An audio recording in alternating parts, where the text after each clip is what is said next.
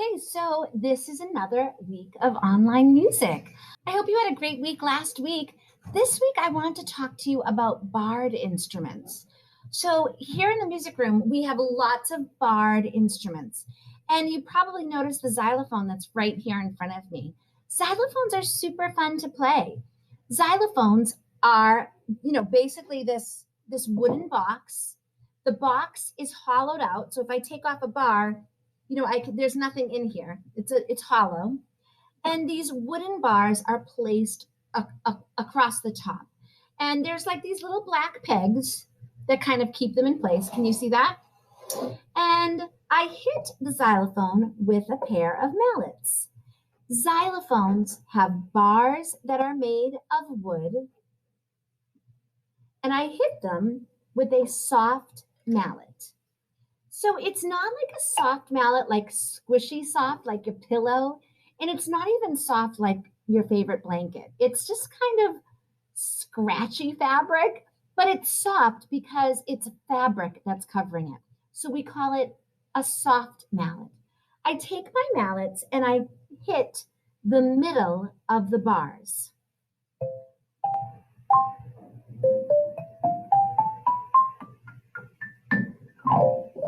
Can you hear that okay? It's kind of a soft instrument. It's not really meant to be that loud. A xylophone has bars that are made of wood. We're talking about barred instruments today. All right, I'm going to play a little for you.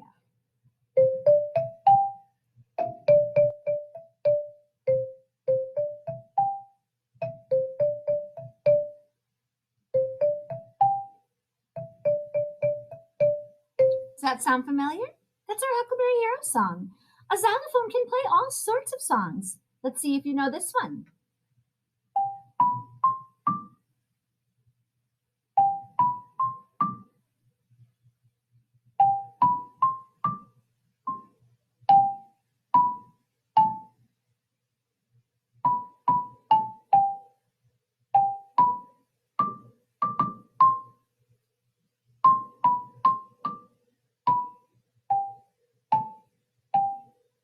Did you recognize that? That was when the Saints go marching in on a xylophone. All right, so here's another barred instrument. So this looks different from the other one, right? Can you tell the big difference? Well, let's talk about how they're the same. You see, the other instrument, a xylophone, had bars that were made of wood. It had a wooden box, the bars were laid across the top, and little black pegs separated them. I used soft mallets to play. Well, a metallophone, same kind of idea, except instead of the bars being made of wood, they're made of metal. Can you see that? It's metal. It's made the same way. It's that hollowed box. It's the pegs that separate the bars. And I hit them with a soft mallet. Mallets that are covered with fabric. Please listen to this instrument.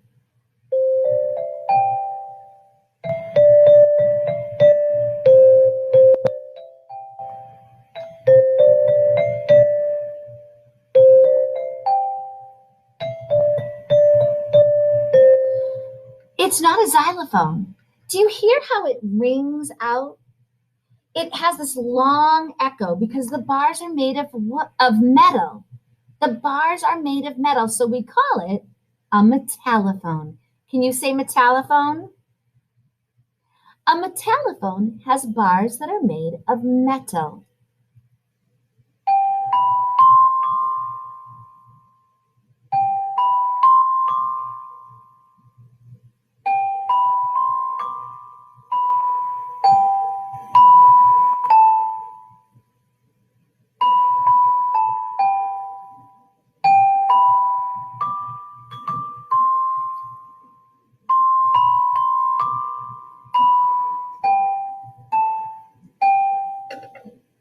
Oh, when the Saints go marching in on a metallophone.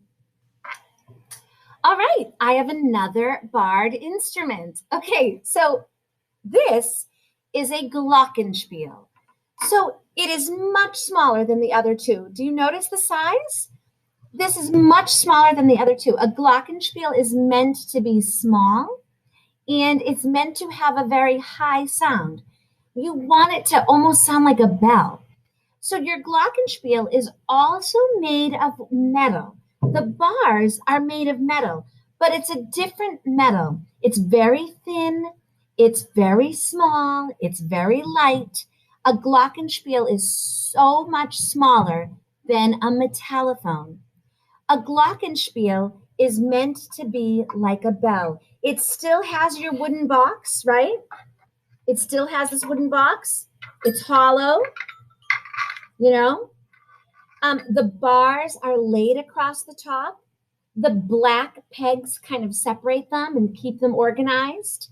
Okay. And it's super light. Like I can pick it up with one hand. The other instruments are heavier. A glockenspiel is meant to be lighter, smaller, and the sound is much higher. Can you say glockenspiel? All right. So I'm going to play a little bit of the glockenspiel. See what you think of this sound.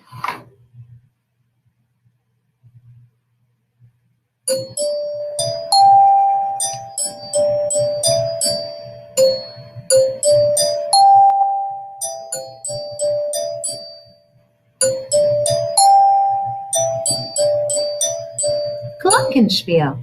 Okay, the other thing that's really different about the glockenspiel, I almost forgot to tell you, is the mallets. Are you noticing the mallets? These are not the soft mallets that I use for the xylophone and the metallophone. The glockenspiel has hard mallets. So this is plastic. It's hard. It's not supposed to be that soft material that we have on the others. It's a hard mallet. So your mallets are going to be made of plastic or maybe wood, but it's definitely not fabric. Glockenspiel.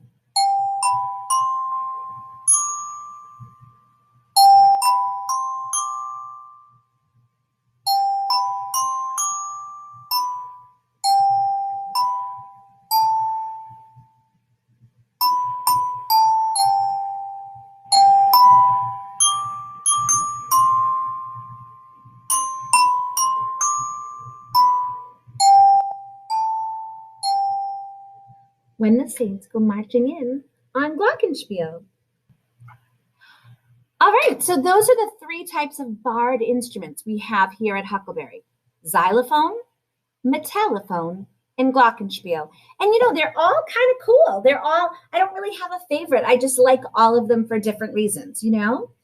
So we've been playing these barred instruments, and you're probably going to play them too when we're all back at Huckleberry next year, or maybe you remember playing them in another year. Well, I thought you might enjoy seeing some kids here at Huckleberry during music class playing these instruments. You might think that it sounds like a big mess. Metallophones, glockenspiels, xylophones, all playing at the same time. Doesn't that sound like it would be a big mess? Well, guess what? It's not a mess. The instruments sound really pretty together. I'm going to show you a few videos of some of our Huckleberry students here at school playing these instruments.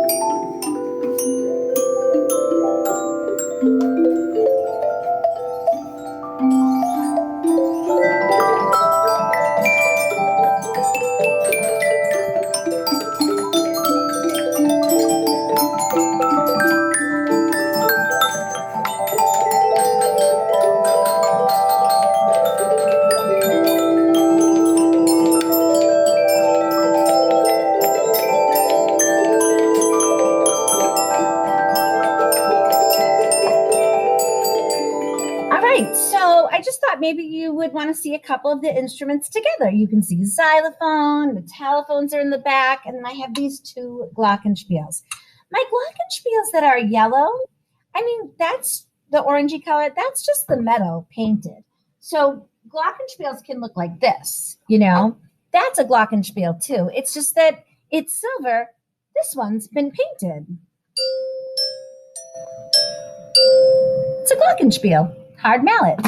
All right, so I found this video of a guy who like makes his own xylophones. It's kind of cool. So I thought I would have you watch that. It's really kind of neat to see how someone takes these pieces of wood and turns it into a xylophone. All right, enjoy this next little bit. There's a lot of math and geometry and physics involved in making a xylophone, very little of which I'm going to concern myself with in this video. Mostly you just want to listen to different types of wood.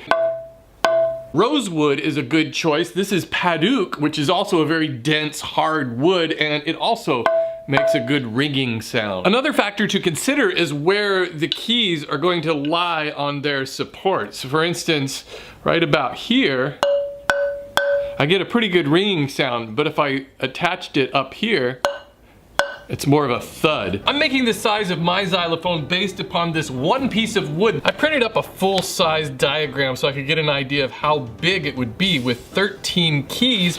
The longest key is 8 inches and the shortest is 5. I'll start by ripping them into 1.5 inch wide strips.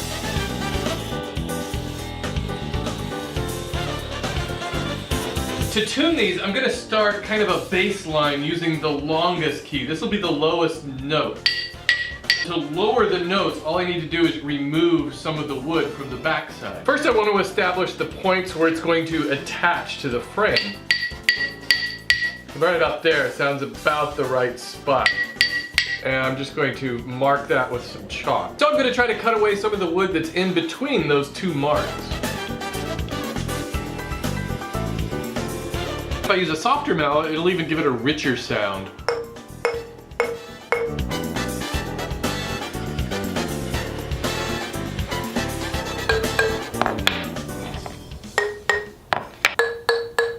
I'm just trying to tune these by ear. If I need to lower the note of one of the keys, I sand a little bit off using my spindle sander. If the keys need to be at a higher pitch, I would have to make the keys a little bit shorter. And I'm trying to avoid doing that because I've already cut those to size.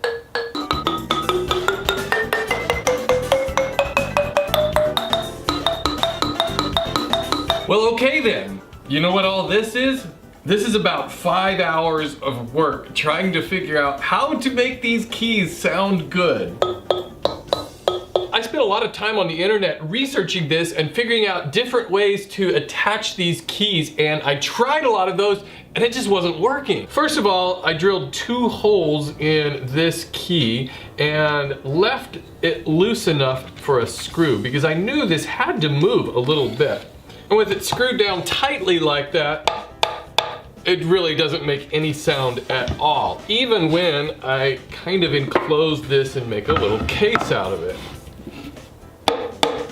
So I knew there had to be some movement in this, so I just loosened these screws to see what this would sound like. If anything, it kind of rattles a little bit. So my next step was to put something soft to cushion it. I picked up some of these little felt circles. These are used for chair legs so they don't scratch floors. That's the tone it needs to have. So I went back to my screws and put a hole in each of these felt pieces. Back to where I was. It's not doing anything. Try loosening it up. Nothing. And I decided to try it by cutting just a couple of dowels and put them through the felt pieces. This time it'll just slide down on there, so there's plenty of movement. A little bit better, but still not resonating the way it should. What if I just use one of these pieces? So I pulled this one out and just used the felt part.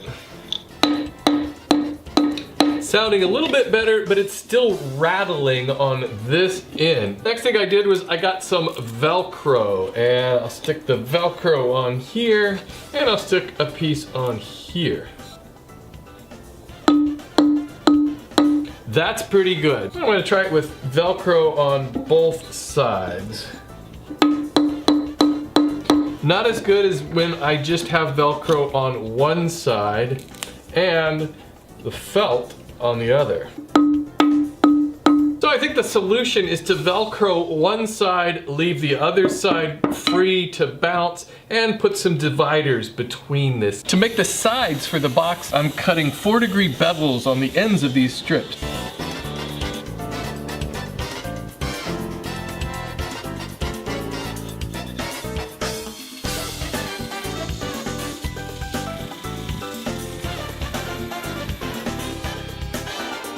I'm drilling holes along the top of this for the dividers. I'm sliding a dowel into this plastic tubing, and I hope these will act as bumpers. And drop these into those holes.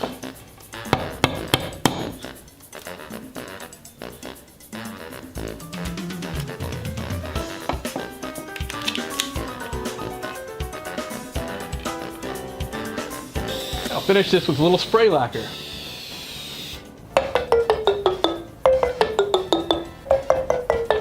Well, maybe that wasn't the most elegant solution, but it seems to be working out. It would also be helpful to have 2 mallets. I made these a few years ago for a slit drum. It's just a cheap rubber ball with a dowel in it. I just can't find the other one. All right, 3rd and 4th graders, if you're watching this video, I just wanted to touch base with you really quickly about the recorder. How are you doing on the recorder? Are you able to practice? I love playing the recorder with my students, and if you haven't earned white belt yet, we need to make this happen. You need to be practicing with Mrs. Fraser. Now, you go on Clever and you pick out the lesson for the belt that you need. Play with me, practice with me. See if your recorder can sound just like mine.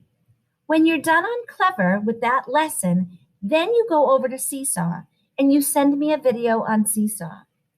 If you have any questions about the recorder, if you have any questions about Seesaw or Clever, you need to let me know. Boys and girls, I'm here to help you and I'm here to teach you. And maybe because you're not in the building, it feels like I can't help you, but I can. If you're having trouble learning a recorder song, will you let me know? You can send me a message on Clever, or you can have a parent or an adult in your house email me. We can set up a time to Zoom. We could have a class meeting on Zoom. Let's do whatever we need to do to make sure that you get your belts. Practice the recorder, boys and girls. Send me a video on Seesaw. And if you have any trouble, please let me know. All right, our music class is over. You are going to spend some time in the virtual classroom. You're going to go to Seesaw, maybe practice your sign language, whatever you want to do. Just have fun making music and send me a video. All right, bye.